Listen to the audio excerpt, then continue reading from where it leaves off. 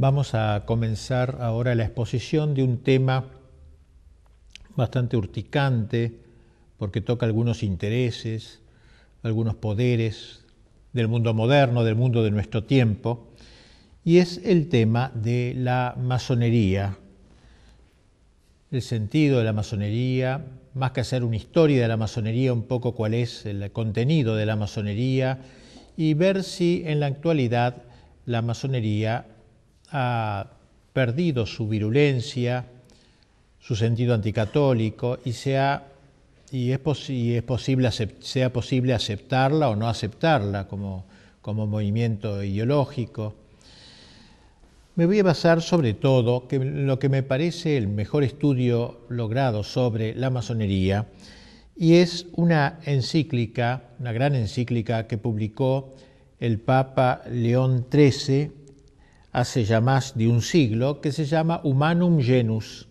Si bien tiene más de un siglo, tiene plena actualidad, me parece, ya que los problemas que trata no son reductibles a lo que sucedía en la época de su pontificado, sino que tienen plena aplicación en lo que acontece en la actualidad. No podemos dejar de lado esta doctrina pontificia que se nos muestra no como una creación del Papa León XIII, un invento del Papa León XIII, relativo solamente a lo que sucedía en su tiempo, sino que debe ser leída, como trataremos de hacerlo, en continuidad con la doctrina mantenida a lo largo de tanto tiempo, varios siglos atrás podríamos decir, y que proclama una verdad ineludible que hace a la pervivencia misma de las naciones y a la capacidad de propagación de la Santa Iglesia. Vamos a tratar pues de dar forma a las principales enseñanzas de la encíclica, aplicándolas luego a la situación actual y a la actitud actual de la Iglesia frente a la masonería. Ya desde el comienzo de su documento, el Santo Padre presenta la lucha que la masonería lleva contra la Iglesia en una dimensión auténticamente teológica, es decir, no es una lucha de poderes, sino es una lucha entre el bien y el mal. Y así dice el Papa: el género humano, después de apartarse miserable, creador y dador de los bienes celestiales, por envidia del demonio quedó dividido en dos campos contrarios, de los cuales el uno combate sin descanso por la verdad y la virtud, y el otro lucha por todo cuanto es contrario a la virtud y a la verdad. El primer campo es el reino de Dios en la tierra, es decir, la Iglesia verdadera de Jesucristo. El otro campo es el reino de Satanás. Bajo su jurisdicción y poder se encuentran todos los que, siguiendo los funestos ejemplos de su caudillo y de nuestros primeros padres, se niegan a obedecer la ley divina y eterna y emprenden multitud de obras prescindiendo de Dios o combatiendo contra Dios. Es decir, enmarca el Papa la lucha de la masonería contra Cristo en una visión, una cosmovisión amplia de la historia. Podríamos decir que va poco menos que del Génesis al Apocalipsis. Y en ese sentido entronca su enseñanza con la doctrina de San Agustín, que expresó sobre todo en su gran obra de Civitate Dei, de la ciudad de Dios, donde habla de esta secular lucha que marca la historia, que da una explicación de la historia a la luz teológica, como si dijéramos que mira la historia desde los ojos de Dios, no desde los ojos miopes nuestros que ven con pocos alcances. En cambio, el Papa tiene esa visión, San Agustín tiene esa visión genérica y grande de la historia, donde presenta todo el acontecer histórico, el devenir histórico, como la expresión de una de un enfrentamiento de dos ciudades, la ciudad de Dios, que da el título a su libro de Civitate Dei, y la ciudad del mundo, que se manifiestan con leyes contrarias y aficiones contrarias, compendiándose con sutil brevedad sus respectivas causas eficientes en estas palabras del santo doctor y obispo de Hipona, San Agustín. Dice, el texto central de Civitate Dei, dice San Agustín: dos amores edificaron dos ciudades.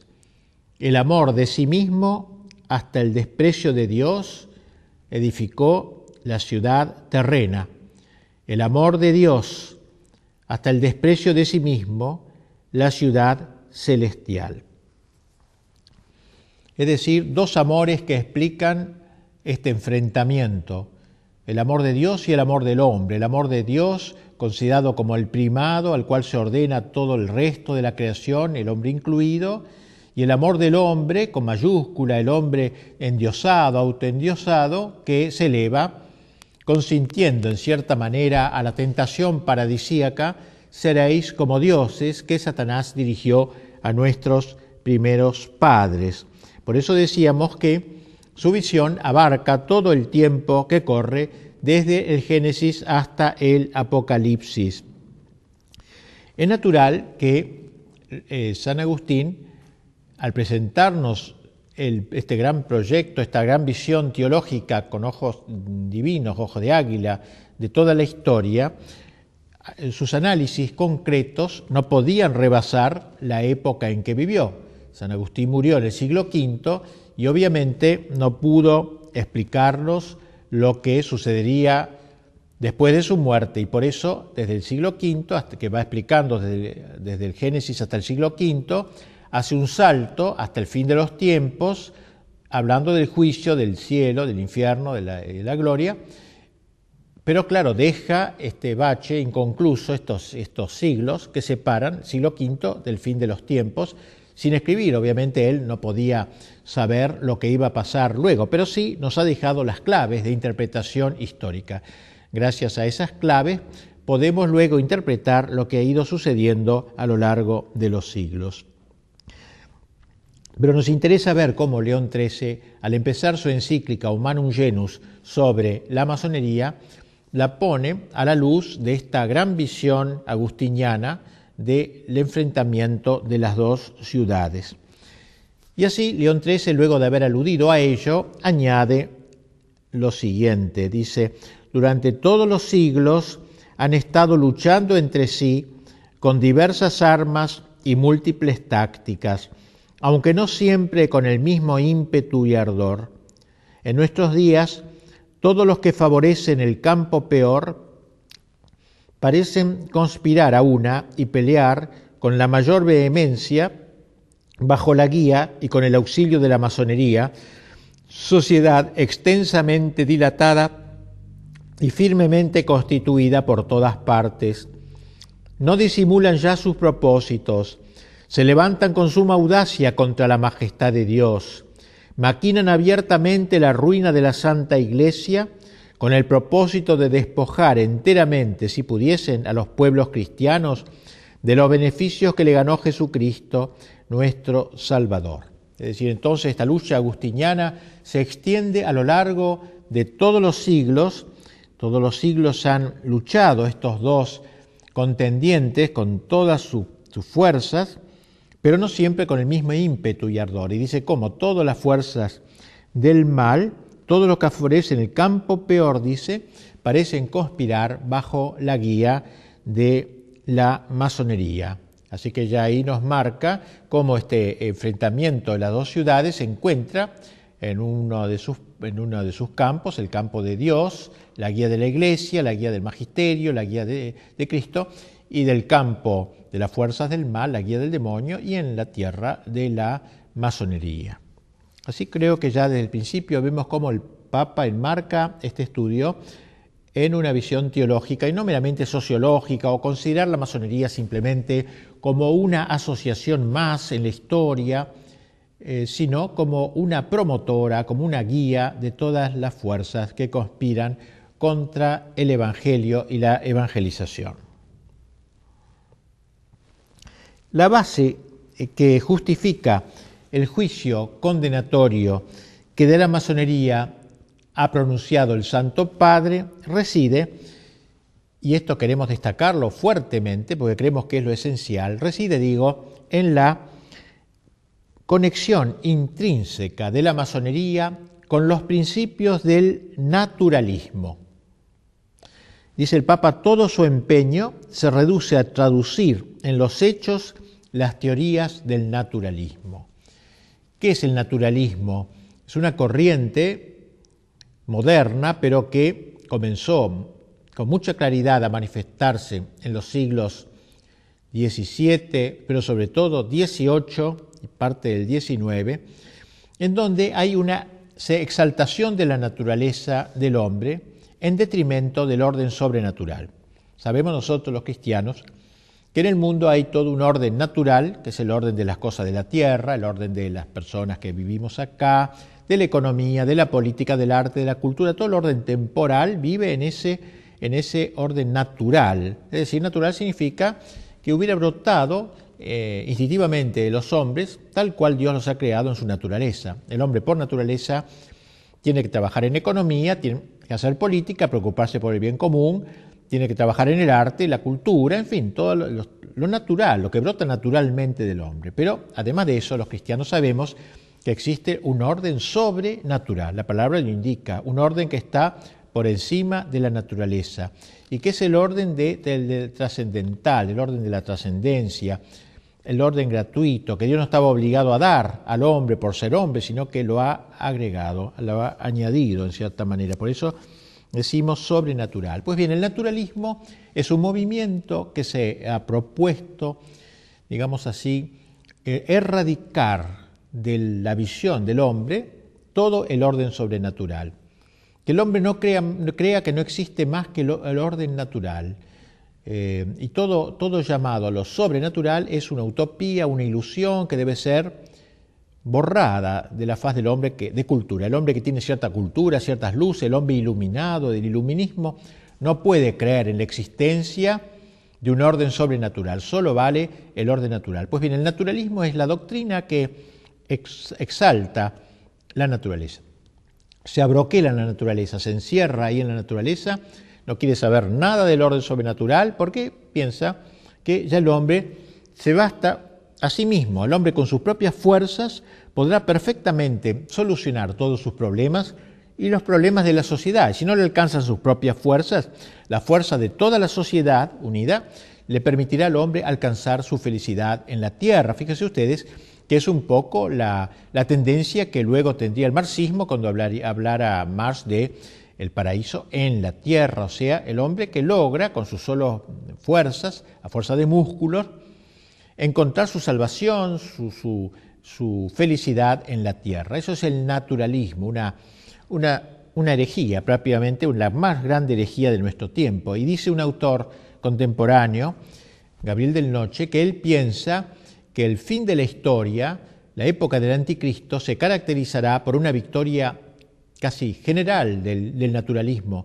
O sea, el anticristo será una figura política que impondrá la doctrina del naturalismo en todo el mundo, de modo que pocos sean los que van a resistir, como dice el Apocalipsis, un pequeño resto, y casi todo el mundo vivirá a la luz de esta mentalidad naturalista. Pues bien, reitero lo que dice el Papa, todo el empeño de la masonería se reduce a traducir en los hechos las teorías del naturalismo. ¿Ven ustedes entonces? Tratar de meter el naturalismo en las almas, en los corazones, en las sociedades, traducir en los hechos, llevar el naturalismo a la práctica, dejar que sea una doctrina teórica o de escritorio y pase a ser una doctrina convocante y que esté en el corazón de los hombres y de las sociedades. Pasa luego el pontífice a señalar los distintos aspectos que caracterizan el naturalismo y se trasuntan en la cosmovisión de la masonería. El principio fundamental de los que profesan el naturalismo, dice el Papa, es que la naturaleza humana y la razón natural del hombre han de ser en todo soberanas absolutas. O sea, no aceptar ninguna soberanía de lo sobrenatural, de lo alto que no existe. Toda la soberanía está en la razón soberana, la naturaleza soberana. De ahí prosigue el Papa el culto que la masonería rinde a la razón, a las luces de la razón, como lo llama, cerrándose a toda verdad que en una u otra forma pudiera trascenderla, ya que dicha verdad, en el caso de existir, implicaría un menoscabo de su soberanía. Es decir, cerrarse a toda verdad. Las luces de la razón, una palabra muy querida por la masonería, las luces, por eso es el iluminismo, ello es toda una época que marcó la historia y que sigue ahora teniendo una gran importancia. Entonces la masonería rinde a la razón esa gloria, digamos así, y piensa que cualquier aceptación de una verdad que no venga de la razón, por ejemplo, que venga de la revelación, que venga de lo alto, va en menoscabo de la soberanía. Hay una soberanía, hay un señorío de la razón, la diosa razón. Recuerden ustedes que en la Revolución Francesa fue exaltada, que incluso llegó hasta el extremo delirante, tragicómico, de poner en la Catedral de Notre Dame, la Catedral de París, sacar la imagen de la Virgen, Notre Dame, Nuestra Señora, sacarla y poner en su lugar a una prostituta como símbolo de esta razón, frente a la cual los allí presentes incensaban como si fuera una diosa, la diosa razón la llamaron. Decimos que es una expresión estúpida, aberrante, pero que sin embargo muestra esa intencionalidad, digamos así, de destronar lo sobrenatural y entronizar esta nueva diosa, la diosa de la razón soberana, es decir, que no reconoce nada por sobre la razón. Pues el Papa ha dicho con toda claridad, explica esto. Entonces, sigue diciendo el Papa, ante esta actitud implica que no hay lugar ya para la revelación divina y por consiguiente carecen de sentido los dogmas religiosos, porque el dogma precisamente es una verdad que viniendo de lo alto la asume el magisterio de la Iglesia y la propone así como es, como una verdad infalible, porque ha venido justamente de lo alto. Y así, escribe el Papa, no aceptan verdad alguna que no pueda ser alcanzada por la razón humana.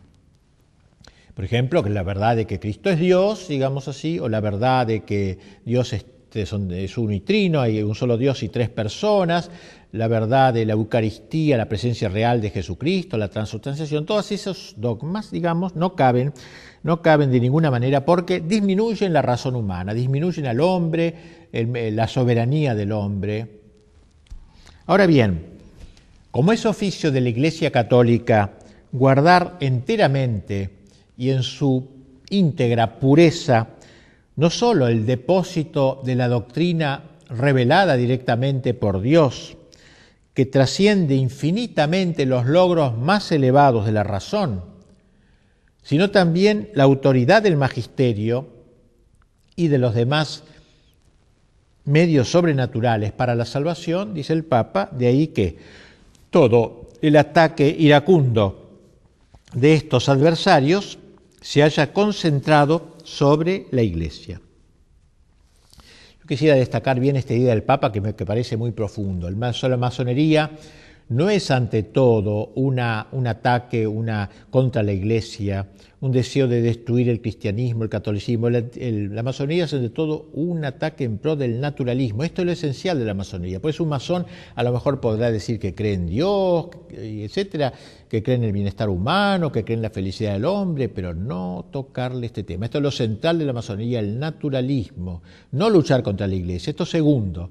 Lucha contra lo revelado, contra lo sobrenatural, y por eso lucha contra esto. Es una consecuencia, lucha contra la Iglesia. Pero no ha nacido la masonería para luchar contra la Iglesia, sino para implantar en el mundo el naturalismo, y eso implica atacar al principal defensor del orden sobrenatural, que es la Iglesia Católica. De ahí se explica mejor el sentido de esta lucha, que como se ve es una lucha teológica, no es una lucha sociológica, política, que se puede explicar por razones temporales, sino que es algo mucho más profundo y más, podríamos decir, no tengamos miedo de decirlo, diabólico, ya que, como lo ha dicho también de algún modo el Papa.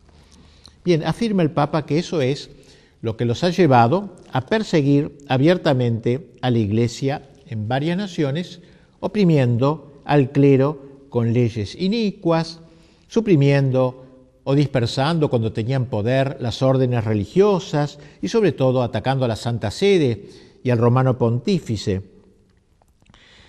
Destaquemos la sutileza, y pienso que esto es muy importante frente a algunas interpretaciones ingenuas quizá de todos estos problemas y de la misma masonería como tal. Digo, la sutileza con que el documento del Papa que estamos comentando, más allá de los episodios anecdóticos, analiza el sentido profundo que se encubre en el ataque de la masonería contra la Iglesia.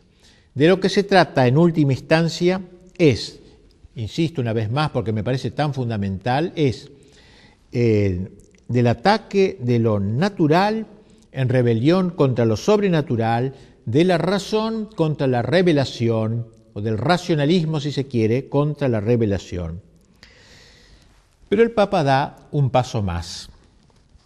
Como la secta, como la llama secta, en su afán libertario, ha declarado la independencia de la razón humana respecto de toda revelación o de todo magisterio que la trascienda, que trascienda la razón, que no esté estrictamente incluida en las coordenadas de la razón, resulta que en la práctica algunos masones optan por aceptar a Dios, creen en Dios o dicen que aceptan a Dios, otros por negarlo, otros tienen de Dios un concepto totalmente erróneo. O sea, no todos los masones dicen Dios no existe de ninguna manera. Una vez destruido o averiado este concepto fundamental de lo que es Dios o de quién es Dios, caen en tierra por falta de sustento no tan solo todo el conjunto de verdades sobrenaturales negadas a priori por los masones, ya que todo lo sobrenatural no existe, sino también las mismas verdades naturales. Y esto es una genialidad del Papa, ¿no? Un poco de acuerdo a aquello que decía Chesterton, que cuando se destruye el orden sobrenatural, se atenta contra el orden natural, porque el orden natural de alguna manera se apoya en el orden sobrenatural. Si yo quito el orden sobrenatural, dejo sin sostén al orden natural. Y entonces dice que los masones, que si bien al principio no negaban el orden natural, por el hecho de negar el orden sobrenatural, acaban por negar, por ejemplo, la creación libre del universo por parte de Dios, algunos masones, o la providencia divina sobre el mundo, o sea, Dios hizo el mundo pero luego lo deja marchar a su arbitrio, o la inmortalidad del alma, como algunos masones niegan, o el premio o castigo en la otra vida. Es decir, dice el Papa con claridad, que derribado el orden sobrenatural, se desploma también el orden natural. Parece un dato muy inteligente, muy importante del Papa, frente a todos estos naturalistas que enarbolan el orden natural y no se dan cuenta que se autodestruyen al negar el orden sobrenatural, porque le quitan la base y la sustentación. San Agustín lo decía a su manera, el hombre que se resiste a dejarse elevar a lo sobrenatural, ineludiblemente se va degradando hacia lo animal. O sea, el hombre es un ser extraño, es un ser hecho para el éxtasis. Éxtasis significa salir de sí.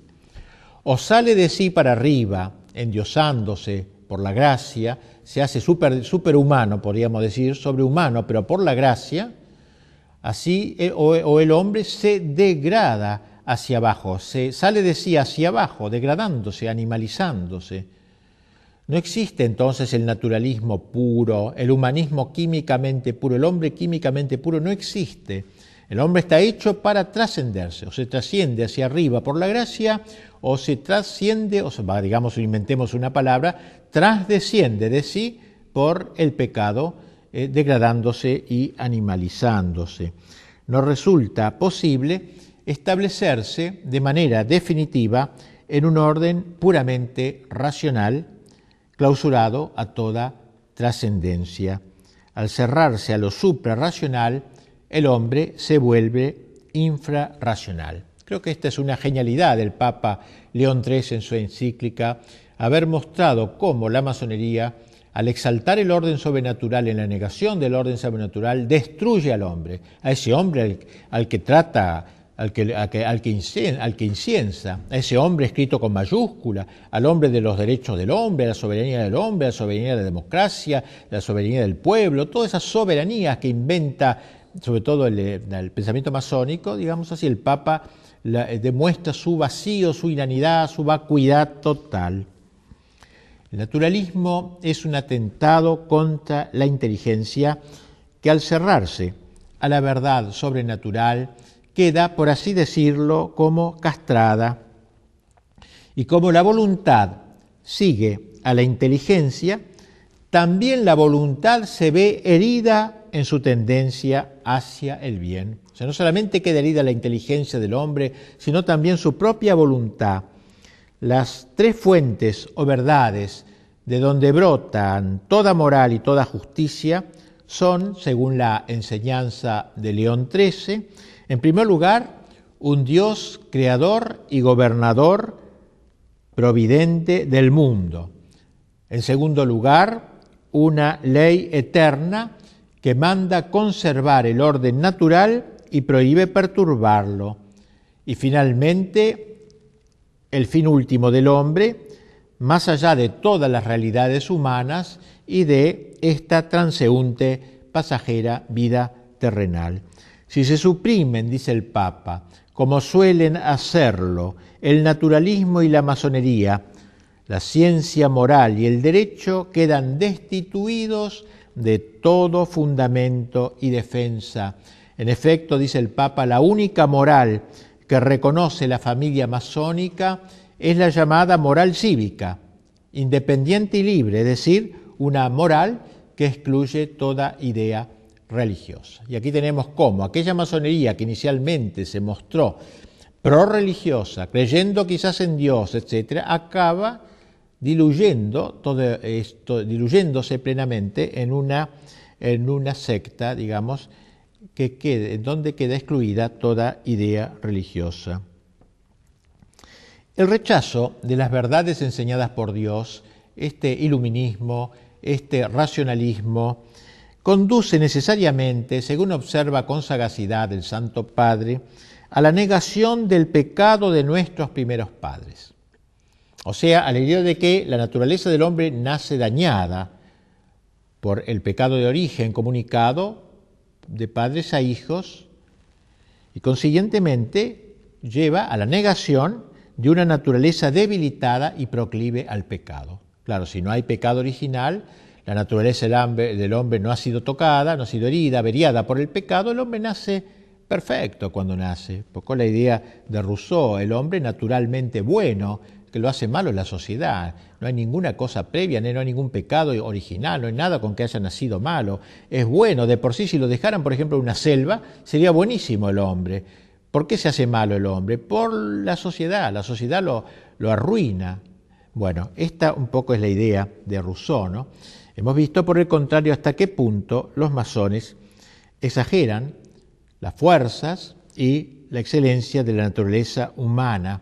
Precisamente porque el hombre no tiene pecado de origen, exageran la fuerza de la justicia humana, poniendo en esta el único principio regulador de la justicia. Ni siquiera se les llega a ocurrir la necesidad de que hay que sofrenar los ímpetus de la naturaleza y sus pasiones desordenadas. O sea, si el hombre ha nacido sin pecado original, sin malos instintos, ¿por qué la necesidad de mortificar las pasiones? Dejemos libre curso a los ímpetus del hombre, a las tendencias del hombre. Dejémosles libre curso, porque son sanas, son buenas. De modo que no es necesario adquirir un señorío de sí, como dicen los cristianos, un dominio de sí, fruto de un combate, una lucha interior, un combate prolongado y una constancia muy grande. No existe lucha interior, sino que el hombre de por sí es naturalmente bueno. Se trataría de una nueva y sutil formulación del viejo pelagianismo. ¿Qué era esto? El pelagianismo era una vieja herejía llamada así por su fundador, un tal Pelagio, el cual él y sobre todo sus seguidores sostenían que el hombre podía salvarse con sus propias fuerzas. Es decir, que los cristianos decimos que para salvarnos necesitamos la ayuda de Dios, la ayuda de la gracia. Los pelagianos decían que no, que el hombre se podía salvar y autorredimirse, salvarse solo. Pues bien, podríamos decir que la masonería resucita la vieja idea pelagiana. El hombre, por las solas fuerzas de su voluntad, es capaz de adquirir la rectitud natural, no necesita de la ayuda de Dios. El hombre, a fuerza de músculo, dice, quiero ser bueno y punto, y es bueno y se terminó. Y así entonces, que esta rectitud natural, que para el masón es la única concebible, porque no hay rectitud sobrenatural, la única concebible, así como por la sola fuerza de su razón, puede alcanzar la plenitud de la verdad. O sea, la razón, como no está herida por el pecado, solamente y sin ayuda de revelación puede llegar a la verdad total. Y la voluntad, como tampoco está herida por el pecado, no necesita vencer a las pasiones, sino que ella sola puede llegar a conquistar la felicidad. ¿Ven ustedes a dónde llega el naturalismo, el racionalismo, el naturalismo, cuando se alcanzan sus últimas consecuencias? Sin embargo, como insinuábamos más arriba, una actitud semejante, negatoria de la gracia, en realidad acaba por desembocar no en el santón laico, ese masón honesto, naturalmente honesto, digamos así, honesto burgués, como se ha dicho a veces, que se esperaba, sino en un hombre abiertamente desenfrenado. O sea, en el fondo, si se le deja al hombre seguir los instintos, seguir sus ocurrencias intelectuales, no es como el hombre no es naturalmente bueno, como dicen los masones, sino está tocado por el pecado, ¿no? Entonces acaba en el desenfreno total. Justamente si no hay una lucha interior, si no hay una victoria interior sobre las pasiones, el hombre acaba en un caos, en una Babel interior. Y así dice el Papa, comentando esto, dice, por esto vemos el ofrecimiento público a todos los hombres de innumerables estímulos de las pasiones, periódicos y revistas sin moderación ni vergüenza alguna, obras teatrales extraordinariamente licenciosas. Al obrar así, proceden criminalmente, pero son consecuentes consigo mismos todos los que suprimen la esperanza de los bienes eternos y la reducen a los bienes caducos, hundiéndola en la tierra. Hunden su esperanza en la tierra. Linda la fórmula del Papa, ¿no? Hunden su esperanza en la tierra. La esperanza justamente que es hacia el más allá, que es una virtud teologal, que nos hace esperar en Dios, en el cielo, etc. Estos señores ponen la esperanza en la tierra, la hunden en la tierra, y esto produce este desenfreno que se muestra en los periódicos, en el cine, en todos lados, ¿no? En donde, pero son consecuentes consigo mismos, dice el Papa, claro, porque si niegan el orden sobrenatural y niegan que el hombre nazca con el pecado original, estas son las consecuencias lógicas de tales pensamientos. Me parece que el Papa desnuda claramente el contenido de la masonería, que se muestra tan caballeresca, tan gentilhombre, etcétera, y muestra como un espantapájaros. Si se le saca, lo que queda en el fondo es dos palos atravesados, no queda nada. El naturalismo doctrinal y moral que inspira todo el quehacer de la masonería tiene consecuencias asimismo en el orden social. Por lo que toca a la sociedad doméstica, la doctrina naturalista reduce el matrimonio a la categoría jurídica de un mero contrato entre un hombre y una mujer, cuyo vínculo, enteramente sujeto a la autoridad civil, es legalmente rescindible según la voluntad de los contrayentes. De ahí como la masonería siempre ha estado a la cabeza de toda lucha a favor del divorcio, precisamente por esto, porque el matrimonio es un contrato libre. Yo ahora lo hago con una mujer o con un hombre determinado, y luego, si dentro de 10 años no me encuentro bien o dentro de 15 días no me encuentro bien, lo rescindo, como cualquier contrato, lo puedo rescindir. Claro, ese es el fundamento del divorcio, que antes no existía y se fue metiendo poco a poco en buena parte, en varios países, por directa instigación de la masonería. Y en lo que atañe a la educación de los hijos, el naturalismo prohíbe enseñarles, o la masonería, cosa alguna como cierta y determinada en materia de religión. No hay que enseñar religión a los chicos. Cada cual, al llegar a la adolescencia, escogerá lo que prefiera. Y así escribe el Papa, los masones están de acuerdo con estos principios. No solamente están de acuerdo, sino que se empeñan hace ya tiempo por introducir estos principios en la moral de la vida diaria, lo que hemos dicho, o sea, meter el divorcio en las leyes, en la vida diaria, meter también, quitar la enseñanza religiosa en los colegios, la enseñanza laica, todas estas banderas que han ido sacando los masones, por ejemplo, en el siglo XIX, casi en un país tras otro, se veía una mentalidad, un grupo mundial que iba dirigiendo las campañas, en ese momento el aborto, la enseñanza laica. En confirmación de lo cual señala el Papa cómo algunos estados ya han introducido, dice el Papa, la ley del divorcio y otros están trabajando para ello. Esto hablaba él en 1880 y pico. Para el mejor logro de sus objetivos, la masonería intenta el monopolio en la educación de la juventud también. Con eso la va a formar en esta mentalidad, tratando de imposibilitar toda intervención de la Iglesia en dicho campo. O sea, la Iglesia que no se meta en los colegios, enseñanza laica. Y en varios lugares, dice el Papa, ha logrado que toda la educación de los jóvenes esté en manos de los laicos y que al formar los corazones infantiles nada se diga de los grandes y sagrados deberes que unen al hombre con Dios. Es decir, se le oculta al niño esta ligazón con el orden sobrenatural. Enseñanza laica, es decir, echar a los religiosos. En algún momento la masonería logró la expulsión de órdenes religiosas para, de alguna manera, poner toda la educación en manos de gente de su campo. Y en cuanto a la sociedad política, sigue diciendo el Papa, la intervención de la masonería es también demasiado evidente, trabajando tenazmente por anular todo posible influjo del magisterio y de la autoridad de la Iglesia en el ser y el obrar de los estados.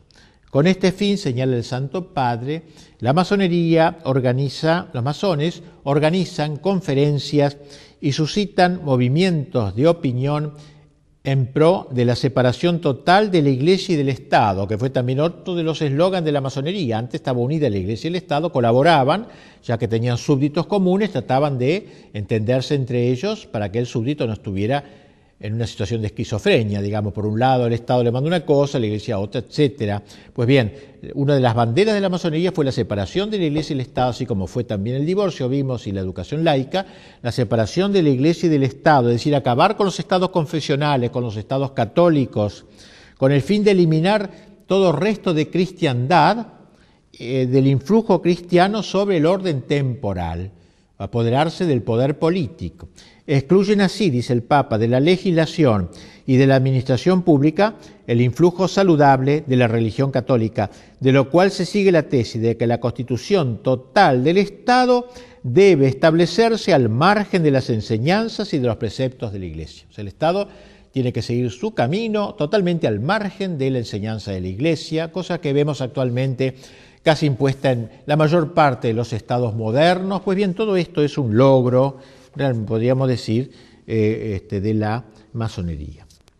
La idea que los masones se hacen de la vida ciudadana coincide admirablemente con el concepto liberal de la política. Más aún, el liberalismo es hijo directo de la masonería, la concreción del naturalismo masónico en el ámbito de la política.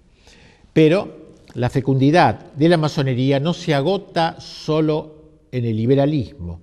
El Santo Padre, adelantándose en cierta manera a lo que la historia demostraría con los hechos, enseña que la masonería, al engendrar el Estado liberal, preparaba el camino al socialismo marxista. Y piense que esto lo dice el Papa casi contemporáneamente a Marx, fines del siglo XIX, fue como un profeta. Dice el Papa en su encíclica, estos cambios y estos trastornos son los que buscan de propósito muchas asociaciones comunistas o socialistas. La masonería, que favorece en gran escala los intentos de estas asociaciones y coincide con ellas en los principios fundamentales de su doctrina, no puede proclamarse ajena a los propósitos de aquellas. Bien, la masonería solo puede ser entendida a fondo si se la considera en el contexto del gran proceso desacralizador que comenzó a fines del siglo XIV. La Edad Media, a pesar de todos sus defectos, logró plasmar la cristiandad. Cristiandad significa la impregnación por parte del Evangelio del orden temporal, de la política, de la cultura, del arte, de la economía, impregnado todo por el espíritu del Evangelio. Esta sociedad, cristiandad, descrita con tanta expresividad por el mismo León XIII en su encíclica Immortale Dei, donde decía al que el Papa hubo un tiempo, triste la expresión, no, hubo un tiempo como con nostalgia, hubo un tiempo en que la filosofía del Evangelio gobernaba los estados.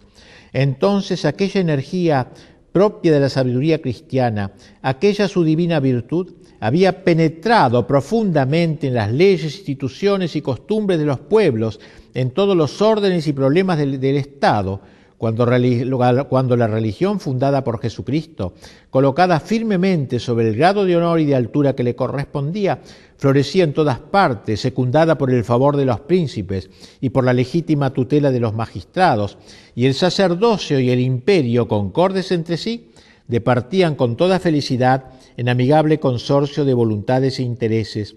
Organizada de este modo, la sociedad civil produjo bienes muy superiores a toda esperanza. Y miren cómo termina este texto el Papa: todavía subsiste la memoria de ellos y quedará consignada en un sinnúmero de monumentos históricos, ilustres e indelebles, que ninguna corruptibilidad de los adversarios podrá nunca desvirtuar ni oscurecer. Como diciendo, ¿qué queda de toda esa época gloriosa de cristiandad? Nada, solo algunos monumentos, unas iglesias románicas, góticas, pero todo eso no ha sido destruido y queda firme la memoria. Por eso empezaba el Papa este texto: hubo un tiempo en que la filosofía del Evangelio gobernaba los estados. Lo dice con tristeza, porque en esa época de él ya la masonería había dado pasos fundamentales para la conquista del mundo, de la sociedad, del Estado sobre todo, para sus intentos. La destrucción de todo resto de cristiandad es aquí el gran designio de la masonería, de la cristiandad, no solo de la Iglesia, sino de la cristiandad. Es decir, tratar de quitar todo influjo, digamos, del Evangelio en el orden temporal. Y si ahora quedan pequeños bastiones donde todavía existe ese influjo, hay que erradicarlos lo antes posible. Pues bien, tal sería la enseñanza del Papa. Y tras exponer el programa de la masonería, el Papa señala los logros que ésta ha ido consiguiendo. Dice el Santo Padre: en el espacio de siglo y medio, la masonería ha alcanzado rápidamente un crecimiento superior a todo lo que se podía esperar, e infiltrándose de una manera audaz y dolosa en todos los órdenes del Estado, ha comenzado a tener tanto poder que casi parece haberse convertido en dueña de los estados. Y así entonces, la ofensiva masónica, constante e implacable, en orden a destruir tanto la religión como la Iglesia y resucitar después de 18 siglos la moral y la doctrina del paganismo, su rechazo, dice el Papa, de los beneficios que con tanta bondad alcanzó Jesucristo, no solo para cada hombre en particular, sino también para cuantos viven unidos en la familia, en la sociedad civil, tal ofensiva y tal rechazo no son comprensibles, como dijimos al comienzo, sino la luz del gran combate teológico al que aludíamos antes, al combate de las dos ciudades en lenguaje agustiniano o de las dos banderas en lenguaje ignaciano. En este insensato y abominable propósito, dice fuerte, vigorosamente el Papa, parece revivir el implacable odio y sed de venganza en que Satanás arde contra Jesucristo. El Papa nos decía al principio de su encíclica que si bien esta prolongada lucha había tomado muy diversas formas en el curso de los siglos, en nuestros días todo lo que están en la ciudad perversa parecen conspirar a una y pelear con la mayor vehemencia bajo la guía y con el auxilio de la masonería. Bien, frente a esta ofensiva, a esta actitud ofensiva, nosotros tenemos que reaccionar, dice el Papa. Tenemos que enfrentarnos con un enemigo astuto y doloso.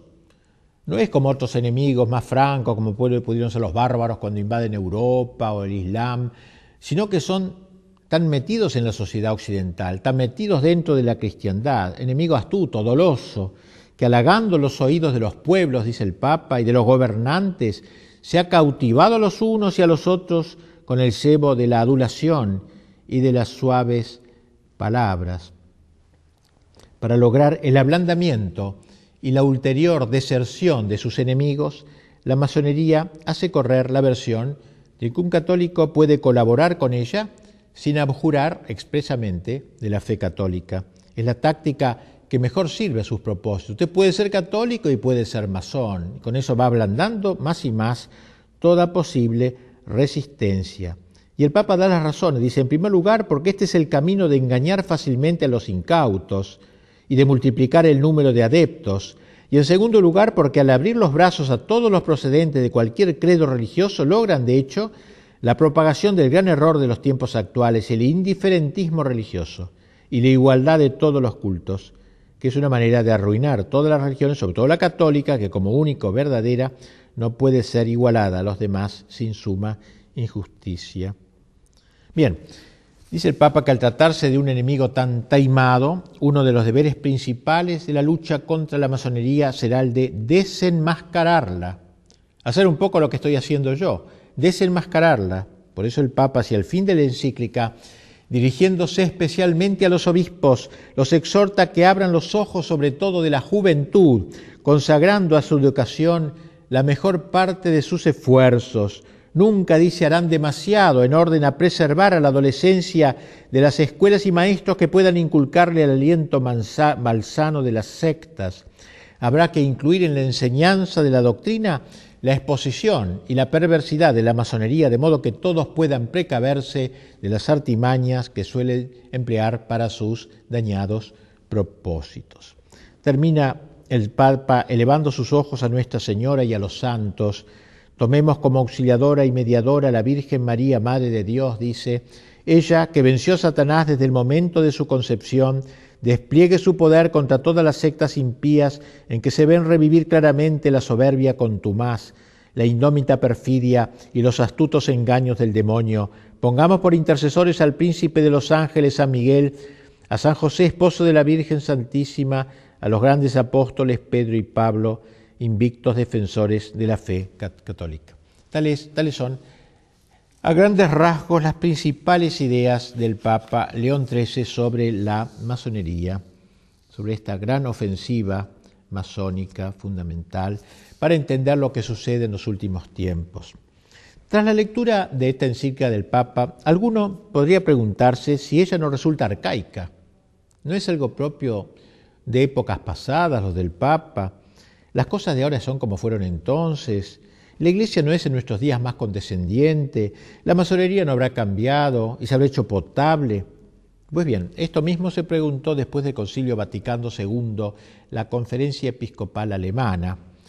Y así, entre los años 1970 y 1974 y 1980, tuvieron lugar, por su encargo y en unión con las grandes logias unificadas de Alemania, largas conversaciones entre la Iglesia Católica y la francmasonería de Alemania con el fin de verificar si la posición de la francmasonería se había modificado de modo tal que en adelante fuera posible aceptar la compatibilidad entre la pertenencia a la francmasonería y la pertenencia a la Iglesia.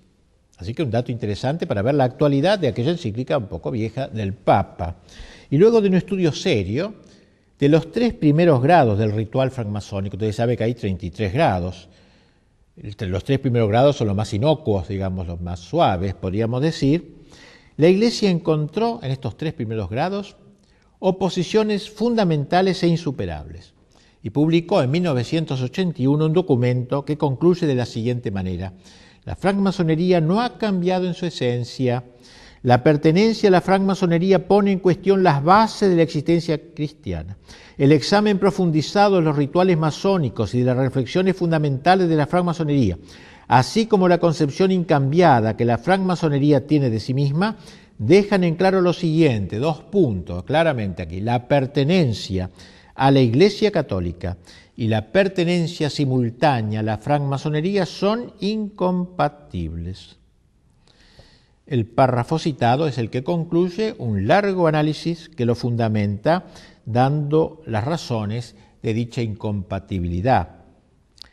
No tenemos tiempo de hacerlo, pero estas razones abarcan, ante todo, el concepto de verdad que tiene la francmasonería, en realidad, ¿no? Un concepto completamente diverso al católico, el concepto de verdad.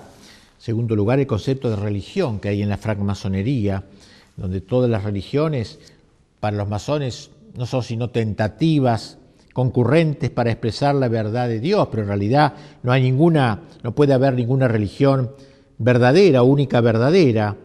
Y por eso la masonería impone a sus miembros, para evitar estos problemas, discutir sobre el tema religioso. Dicen los obispos alemanes, el concepto de religión, donde todos los hombres están de acuerdo, implica una concepción relativista de la religión que no es compatible con la convicción fundamental del cristianismo. O sea, para la masonería, todas las religiones están de acuerdo, hagamos un conjunto, un cóctel de religiones o una cosa por el estilo. También el concepto de Dios diverge en la francmasonería con la Iglesia. En los rituales masónicos, el concepto del gran arquitecto del universo, como lo llaman a Dios, ocupa un lugar central y no es una cuestión solamente de nombre. El gran arquitecto del universo es para los masones, dicen los obispos alemanes, un ello neutro, indefinido y abierto a toda comprensión. Cada uno puede imaginar a Dios como quiera, tanto el cristiano como el musulmán, y a negar la existencia de un Dios personal, o sea, el Dios como algo vaporoso, el masón no puede sino contentarse con la sensibilidad religiosa. Frente al gran arquitecto del universo, alejado, en un alejamiento deísta, entonces el Dios católico no puede ser aceptado como tal. Y finalmente el concepto de perfección humana en la francmasonería. La masonería busca la perfección ética del hombre, digamos así, mediante una moral completamente natural, independiente de la gracia pelagiana, como decíamos. Esta idea se aparta completamente del sentido católico de la justificación del hombre y hace eco a la tentación pelagiana del seréis como dioses paradisíaco. Los 3 grados iniciales de la masonería, al pretender otorgar la iluminación y la victoria sobre la muerte, hacen innecesarias los sacramentos, porque el hombre no necesita de la gracia, ni de la penitencia, ni de la Eucaristía. En fin, otras cosas que serían más largos de desarrollar. Así también, diversos episcopados de aquel tiempo se manifestaron contra la masonería. Otra dificultad que ha aparecido últimamente, en la cual se toman algunas personas para creer que la masonería ahora ya es aceptable y ya ha dejado de ser enemiga de la religión y de la Iglesia, es que hace unos años, unos 15 años, se desató una polémica en torno al canon 2335 del Código de Derecho Canónico vigente hasta el año pasado, donde se golpeaba con la excomunión a quienes se inscribían en las asociaciones masónicas. Decía que el texto del viejo código, los que dan su nombre a la secta masónica o a otras asociaciones del mismo género que maquinan contra la Iglesia o contra las potestades civiles legítimas, incurren ipso facto en excomunión reservada a la sede apostólica. Con motivo de dicha polémica, de decir, bueno, eso ya se acabó porque en el nuevo código no aparece la excomunión, la Congregación para la Doctrina de la Fe promulgó una nota que dice lo siguiente: con fecha 19 de julio de 1974, la Congregación de la Fe escribía a algunas conferencias episcopales una carta privada sobre la interpretación del canon 2335 del Código, que prohíbe a los católicos bajo pena de excomunión inscribirse en las asociaciones de la francmasonería. Puesto que esta carta, que se hizo de público conocimiento, dio lugar a interpretaciones erróneas y tendenciosas, esta congregación confirma y precisa lo que sigue. 1. La actual disciplina canónica no ha sido modificada en nada y conserva todo su vigor. 2. Por lo mismo, ni la excomunión ni las otras penas previstas están abrogadas. 3. Lo que en esta carta se refiere a la interpretación que hay que dar al canon en cuestión debe ser comprendido, según las intenciones de la Congregación, como un simple recuerdo de los principios generales de la interpretación de las leyes penales para la solución de los casos de personas particulares que pueden estar sometidas al juicio de los obispos. Por el contrario, no estaba en la intención de la Congregación remitirse a las conferencias episcopales para que ellas profiriesen públicamente un juicio de carácter general sobre la naturaleza de las asociaciones de la francmasonería que implicase derogaciones a las normas antedichas. Y esto acontecía antes de la promulgación del Código de Derecho Canónico, que en esos momentos estaba en estudio. El nuevo código, el último, el que está en vigor ahora, promulgado después del concilio, no incluye, digámoslo, seamos sinceros, no incluye en la lista de los excomulgados a los que integran la francmasonería, lo que condujo, claro, otra vez a dudar. ¿Qué es lo que pasa? Bueno, la misma congregación sale al paso de esta objeción con un nuevo documento donde dice: se ha presentado la pregunta de si ha cambiado el juicio de la Iglesia respecto de la masonería, ya que el nuevo Código de Derecho no está mencionada expresamente como lo estaba en el código anterior. Esta sagrada congregación puede responder que dicha circunstancia es debida a un criterio de redacción seguido también en el caso de otras asociaciones que tampoco han sido mencionadas por estar comprendidas en categorías más amplias. Por tanto, no ha cambiado el juicio negativo de la Iglesia respecto de las asociaciones masónicas, porque sus principios siempre han sido considerados inconciliables con la doctrina de la Iglesia. En consecuencia, la afiliación a las mismas sigue prohibida por la Iglesia. Los fieles que pertenezcan a asociaciones masónicas se hallan en estado de pecado grave y no pueden acercarse a la Santa Comunión, etcétera, ¿no? O sea, no están directamente excomulgados, pero no pueden acercarse a comulgar. Las cosas están claras, pues la masonería sigue prohibida a los católicos, sus principios siguen siendo inconciliables con los de la Iglesia y la pertenencia a su fila supone pecado grave que excluye la comunión sacramental. El único cambio introducido consiste en que el masón arrepentido no tiene en adelante que pedir absolución al Papa, sino que podrá recibirla de cualquier sacerdote. Así que la Iglesia sigue manteniendo su oposición a la secta. La masonería, por su parte, sigue siendo la enemiga de la Iglesia, de la cristiandad y de las patrias católicas. Desgraciadamente, sus metas se están logrando en buena parte. Ya no es necesario estar afiliado a la masonería para profesar los ideales masónicos, naturalistas y laicistas. Baste pensar, por desgracia, que el común de la gente, según acepta estas ideas, es como la mentalidad general. Ahora todo el mundo vive estas ideas del naturalismo, ¿no? Aunque no esté afiliado a la masonería, y en este sentido ha habido un gran triunfo social de ellos, pero esta victoriosa infiltración de la masonería en la sociedad de nuestro tiempo e incluso en el interior de la Iglesia solo debe servirnos para oponernos a ella con más intrépida decisión, enfrentarla con todos los medios lícitos que están a nuestro alcance. Es un deber de todos los católicos que quieran de veras llamarse militantes.